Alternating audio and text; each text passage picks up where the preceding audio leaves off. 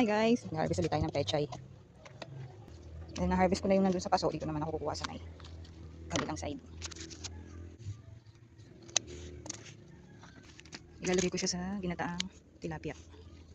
May damage na yung dahon. Pero okay lang yun. Mainit kasi dito eh. Yung pechay pa naman gusto niya laging moist yung lupa. Kasi may ano siya sa tubig. Gusto niya matubig. Okay. So yung iba, kinain na ng uod. Ano ba? Inunahan na ako. Pero pwede pa yan. Hindi naman nila naubos lahat. Yung iba maliliit pa. So papalitan ko rin ito ng bago kasi mayroon akong nakaseedling. Diba? Libreng gulay. Meron na namang libreng sahog. Meron na naman kaming libreng ulam. Matipid na naman sa bili sa palengke. Tsaka ito, walang pesticide. Wala akong chemical na inilagay dyan. Hugas-bigas lang ang pataba niya mga yan. Ayan pa dito. Yung iba maliliit pa. Hayaan ko munang lumaki. So, okay, pwede na siguro to. Ang dami na.